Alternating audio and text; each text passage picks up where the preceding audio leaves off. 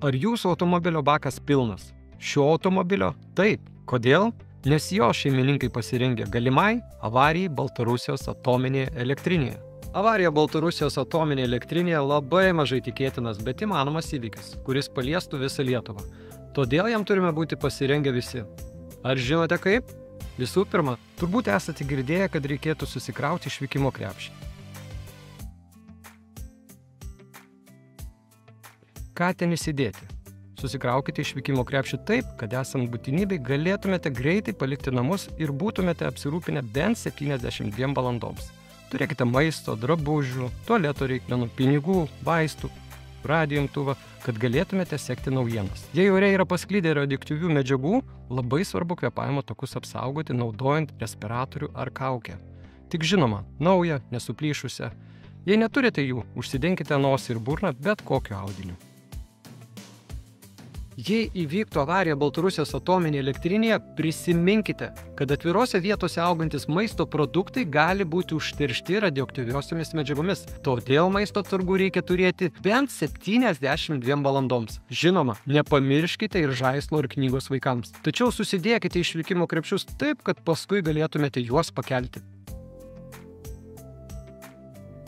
Įvykus branduolinei avarijai Baltarusijos atominėje elektrinėje, greičiausiai nebus laiko tartis.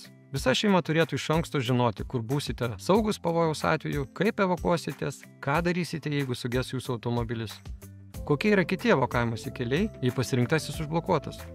Kokie vietovėje susitiksite su šeimos nariais įvykus nelaimei. Ir panašiai. Kitas svarbus dalykas – kalio jodido tabletės. Turbūt girdėjote, kad žmonėms gyvenantiems 100 km spinduliu nuo Baltarusijos atominės elektrinės įvykus branduolinei avarijai gali reikėti gerti kalio jodido tabletes. Ar žinote, kam jos skirtos? Jei atominėje elektrinėje vyksta avarija, ore gali pasklisti radioaktyvusis jodas. Šios radioaktyviosios medžiagos yra pavojingos. Įkvėptos ar prarytos su maistu kaupiasi skydliaukėje ir gali sukelti sunkius susirgimus. Kalio jodido tabletės blokuoja radioaktyviai jodo kaupimąsi skydliaukėje. Todėl kalio jodido tabletės reikia išgerti, bet tik atsakingom institucijom parekomendavus. Dėmesio! Spiritiniai ir vandeniniai jodo tirpalai, jodota druska ar maisto papildai savo sudėtyje turintys jodo yra netinkami skydliaukės apsaugai nuo žalingo radioaktyvio jodo poveikio.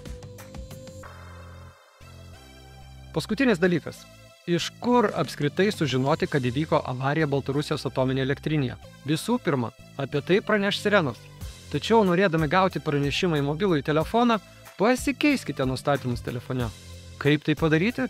Visą tai rasite šiame puslapyje. Taip pat visi gyventojai internete gali stebėti radiacinį foną patys, tiesiogiai. O dabar dar kartą prisiminkite, kaip pasirengti galimai avarijai Baltarusijos atominėje elektrinėje. Pirma. Susikraukite išvykimo krepšius su maisto atsargomis bent 72 valandoms. Tada sudarykite šeimos planą. Ir trečia, pakeiskite telefono nustatymus taip, kad gautumėte pranešimą apie avariją bei sekite naujienas per nacionalinį radiją ir televiziją.